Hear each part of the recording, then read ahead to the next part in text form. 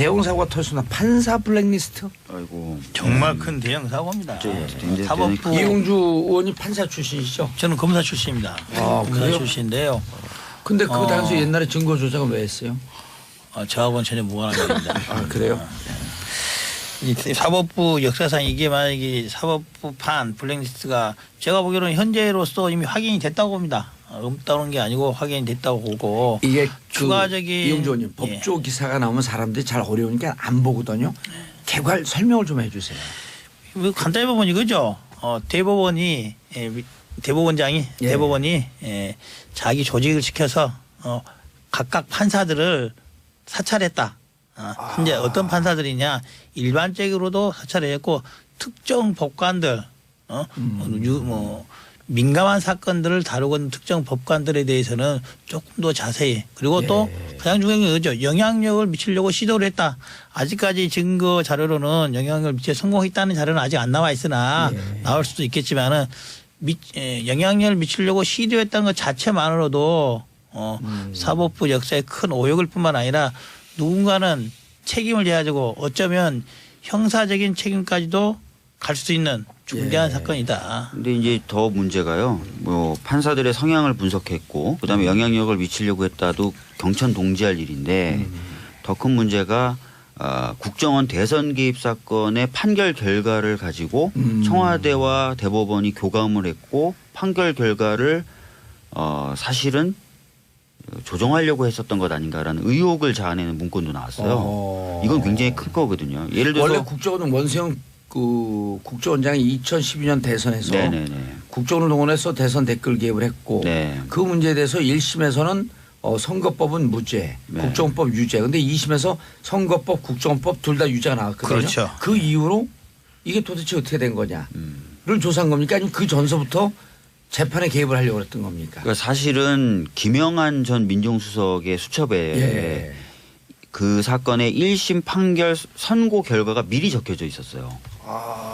그래서 이게 어떻게 된 거냐. 그때도 대법원은 우린 모른다라고 얘기했거든요. 근데 이번에 나온 문건을 보면은 항소심 결과를 보고 우병우 수석이 재판부를 전원 재판부로 해달라라는 얘기가 왔고 전원합의체로 넘겨라. 전원합의체로 넘겨라라는 얘기가 나왔고 뭐 청와대에 상세히 보고했다. 재판부를 구성한 판사들의 동향을 보고하기로 했다. 이런 내용이 계속 나오고 심지어는 상고법원 관련돼서 이 사건을 계기로 법원이 이니셔티브를 질 수도 있다. 뭐 이런 식의 멘트가 계속 나오는 거예요. 그러니까 이거는 누가 봐도 청와대와 교감 하에 재판이 이루어졌다라고 볼 수밖에 없고 심지어는 그 결과를 가지고 법원이 거래를 하려고 했다. 청와대와. 이렇게 볼 수 있는 대목이거든요. 근데 국정원 대선 개입 사건을 우리가 보통 국기문란 사건이라고 하잖아요. 그 국기문란 사건의 재판 결과를 가지고 장난을 치려고 그랬다면 이것도 역시 국기문란이기 때문에 굉장히 심각한 사건이라고 좀 보고 있습니다. 예. 그러니까 블랙리스트 이번 문제의 핵심은 사찰이라는 데 있고요. 이것이 사법부의 독립이 일부의 정책 요인에 의해서 흔들렸다는 것입니다. 그래서 특히 이번에는 우병우와 그 임종원 전 행정처장의 핵심 인물입니다. 그런데 임종원 행정처장이 갖고 있는 그 PC에 수백 개의 파일이 있다. 그런데 아직 그거 못 들여다본 거 아니에요? 네, 두 당사자들이 수백 통의 전화를 했단 말이죠. 그래서 이 부분을 빨리 파일을 열어보고 거기에 따라서 책임을 지게 만드는 것부터 해야 된다. 물론 김명수 지금 대법원장이 나름대로 의지를 밝히고는 있지만요. 이걸 보다 좀 적극화해야 되고 한 가지 참 기가 막힌 것은 거기서 성향 분석을 해서 해놨는데 보수는 빨간색 그렇게 했어요. 새누리당이 빨간색, 자유한국당이 빨간색에서 빨간색 그리고 강경이나 개혁 그 판사들에 대해서는 검은색으로 이렇게 해놨어요. 검은색은 무슨 당이에요? 그러니 검은색 그래서 블랙리스트. 블랙리스트. 이건 완전 노골적인 블랙리스트를 색깔까지 칠해가지고 한 이런 웃지 못할 일을 벌이고 있는 부분은 특히나 지금 3차 조사 일을 하기로 했다가 그러니까 철저한 부분에 조사가 필요하다 이렇게 생각합니다. 법조인의 관점에서 이제 간단히 설명드리면 가장 큰 거 우리 박주민 의원이 말씀하셨다시피 국정원 댓글 사건과 대법원이 상고법원간을 관련해서 거래를 하려고 했다. 이 의혹이 제기되고 있는데 그 근거로서 들은 건 이런 거예요. 그 사건이 대법원에 올라가면서 전원재판부로 회부가 됐지 않습니까? 이제 전원재판부 회부되는 사건은 판례의 변경이 필요하거나 양쪽에 첨예한 주장이 다르거나 이럴 때 하는 거예요. 근데 단순히 증거 능력 문제 가지고 전원재판부로 회부될 사건이 아니었다. 이거는 특정한 영향력을 받아서 한 게 분명하다. 또 하나는 그거죠. 만약에 전원재판부에 간다면은 보통 전원재판부에 가는 것은 그 부에서 이견이 있고 아주 그렇죠. 강하게 이견이 있어서 중요한 사건이라고 봤을 때 넘기는 게 대부분이잖아요. 그렇습니다. 판례를 변경할 필요가 있다고. 판례를 변경할 필요 있다. 그런데 더더욱 문제인 건 이거죠. 전원재판부에 갈 정도로 중대한 사건인데 13대 0이라는 결과가 나왔다는 거죠. 13대 0. 그런 사건, 그렇게 논란이 없는 사건이면은 재판부에 전원재판으로 갈 수 없는 사건이라는 걸 반증을 하면. 아이러니한. 오히려 그 당에서 그런 당시 이런 또 논란까지 나왔어요. 13대 13대 0인데 당시 몇몇 대법관들이 반대 의견을 냈는데 혹시 다시 내려가서 그 반대한 대법관 의견에 따라서 고등재판부, 환동재판부에서 그 의견을 채택할 수도 있어서 일부 반대 의견을 13대 0으로 만들려고 노력을 했다. 이런 의혹까지 제기가 됐어요. 그래서 법조인의 관점에서 보면은 그 부분에 본다면은 아, 이게 뭔가 문제가 있는 거구나. 그리고 이번 블랙리스트라든지 이번에 김영한 민정수석의 비방록을 보면은 그 단서가 충분히 나와 있다.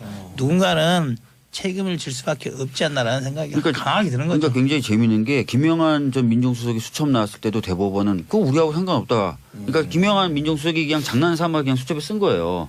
그러면서 제가 국정감사 때 권순일 대법관이 CJ 이재현 회장 재판에 관여한 듯한 메모가 나와서 그걸 공개했거든요. 근데 그것도 아무것도 아니라는 거예요. 그러니까 그냥 안정범 수석 수첩이었는데 안정범 수석이 그냥 장난삼아 쓴 거예요. 근데 이번에 내부 문건 나왔는데 그것도 아무것도 아니라는 거예요. 대법관들이? 네, 그러니까 대법관들은 청와대에서 하는 일이나 행정처에서 작성한 문건이나 이런 것들이 다 아무것도 아니라는 거예요. 무조건. 조사도 제대로 안 해본 상태에서. 무조건 일방적으로 국민 보고 믿으라는 거죠. 저는 이제 그렇기 때문에 지금 그 부분에 대해서는 단순히 대법원의 내부 감찰로 끝날 수 없을 것이다. 2차 조사한다는데. 좀 이따 얘기하시고요. 아, 예.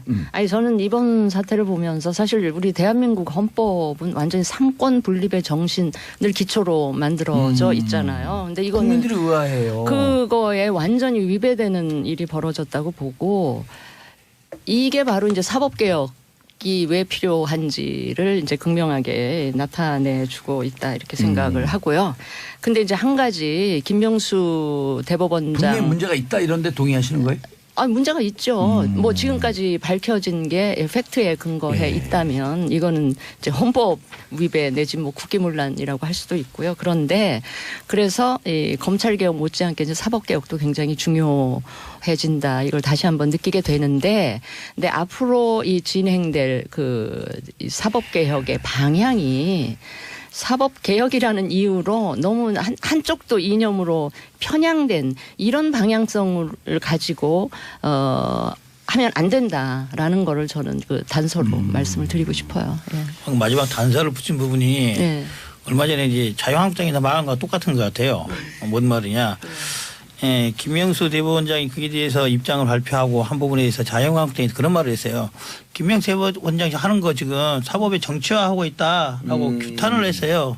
그런데 방금 진수희 의원님께서 하신 말씀의 단서 부분은 어쩌면 저렇게 자유한국당과 똑같은 말씀을 하실까. 그러니까 그런 오해를 불러일으키지 않도록 아주 매우 신중하고도 치밀하게 하셨으면 좋겠다. 오해가 아니라 철저한 수사가 필요합니다. 현재 상태로서는. 지금 감찰과 수사의 차이가 뭐예요? 감찰은 강제적으로 해볼 수가 없는 거죠. 예를 들어 지금 임종원 전 법원 행정처 차장이 이제 사표를 내고 나갔지 않습니까? 해당 PC라든지 당사자를 조사를 하려고 하더라도 내부 판사라든지 한 경우는 감찰대장을 불러서 진상이 어떻게 된 경위를 물어볼 수 있으나 임종원 전 차장에 대해서는 안 가면 그만인 거예요. 이미 변호사 되고 그렇죠. 변호사 되기 그렇다 한다면은 그 진상을 명확히 알고 있고 가장 관여성이 높은 사람에 대해서 물어보고 하려면은 검찰의 수사, 강제 수사 필요할 수밖에 없다. 그래서 사법의 정치화를 운운할 게 아니라 엄정한 검찰 수사에 응하도록 촉구하는 게 여러 우리 정당들이 해야 될 목소리가 아닌가 이렇게 싶습니다. 아니 그러니까 제가 얘기했던 거를 자꾸 뭐 자유한국당 입장이랑 똑같다 이 얘기를 하지 마시고 사법 개혁이 필요하되 예. 그 개혁의 방향성이나 원칙은 철저히 그러니까 사법 정치적으로 가야 개혁이 된다. 향하는 방향도 예. 사법의 그 독립이지만 그 과정이나 방법론에 있어서도 철저히 중립적으로 갔으면 좋겠다 이 말씀을 드리는 예, 거예요. 알겠습니다. 예. 자, 이 부분에 대해서는 정말 이 사법 체계에 심각한 문제가 있고 특히 대법관 이 부분에 대한 그럼 강제 수사라고 한다면 검찰이 수사가 들어가야 된다는 거예요. 현재 관련해서 두 가지 사건, 고발 사건이 제기돼 있고 얼마 전까지 형사부에서 중앙적 형사부에서 하고 있었는데 지금 공공수사부 옛날로 따지면 공안부로 사건이 재배당됐다. 예. 검찰에서 이 사건을 이제는 단순한 사건이 아니라 중요 사건으로 아하. 보고 있다.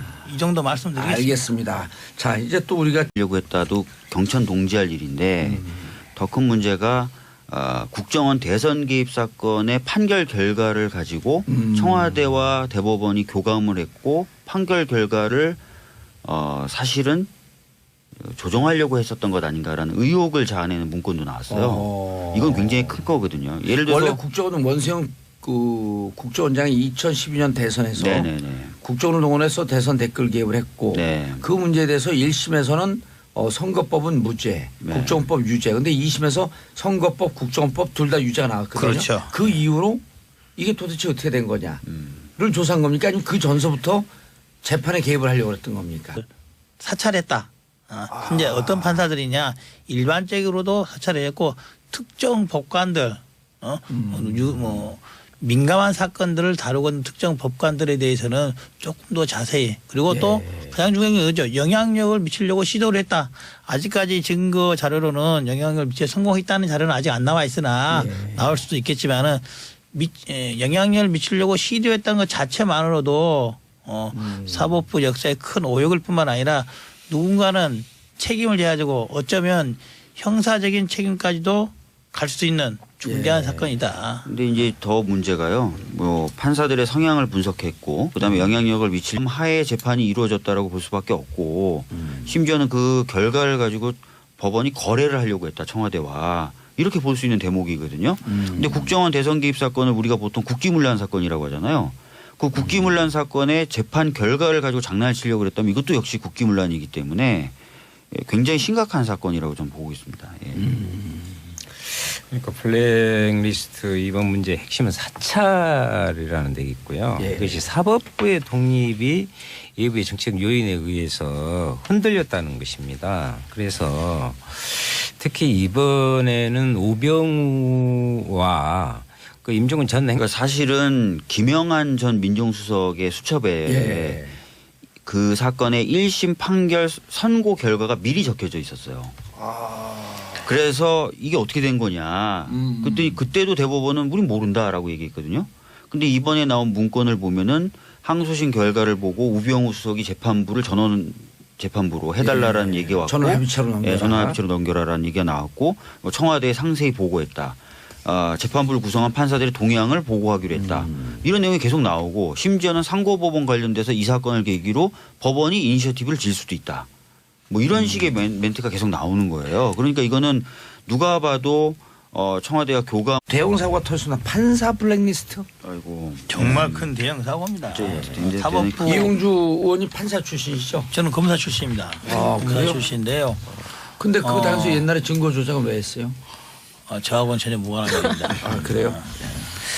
이 사법부 역사상 이게 만약에 사법부판 블랙리스트가 제가 보기로는 현재로서 이미 확인이 됐다고 봅니다. 없다는 게 아니고 확인이 됐다고 보고 이게 추가적인 이용주 의원님 법조 기사가 나오면 사람들이 잘 어려우니까 안 보거든요. 개괄 설명을 좀 해주세요. 간단히 보면 이거죠. 대법원이 대법원장이 대법원이 자기 조직을 시켜서 각각 판사들을